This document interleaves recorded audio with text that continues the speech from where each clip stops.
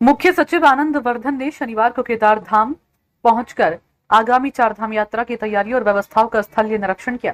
अपने इस दौरे में उन्होंने सबसे पहले केदारनाथ में चल रहे पुनर्निर्माण कार्यों का जायजा लिया और संबंधित अधिकारियों को आवश्यक दिशा निर्देश भी दिए। मुख्य सचिव ने मंदाकिनी और सरस्वती नदियों पर बनाए गए बैली ब्रिज का भी निरीक्षण किया। उन्होंने जानकारी दी है कि इस पुल का कार्य पूरा हो चुका है, जिससे यात्रियों को आने जाने में और अधिक सुविधा और सुगमता प्राप्त होगी। उन्होंने आस्था पथ पर बने रेन शेल्टरों का भी निरीक्षण किया।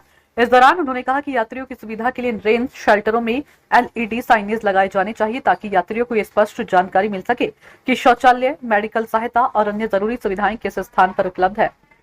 मुख्य सचिव ने विशेष रूप से इस बात पर जोर दिया कि कतार में खड़े यात्रियों को गर्म पानी की सुविधा उपलब्ध होनी चाहिए, ताकि वे ठंडे मौसम में भी आरामदायक अनुभव प्राप्त कर सके। उन्होंने मंदिर परिसर से लेकर सरस्वती नदी के किनारे बनी आस्था पथ तक की स्वच्छता व्यवस्था का भी निरीक्षण किया और वहां स्थापित शौचालयों की स्थिति को परखा।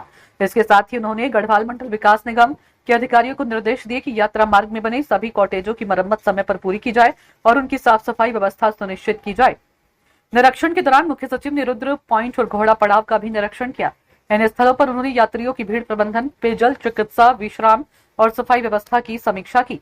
जिलाधिकारी सौरभ गहरवार ने मुख्य सचिव को अवगत कराया कि केदारनाथ यात्रा से जुड़े सभी विभाग आपसी समन्वय के साथ कार्य कर रहे हैं।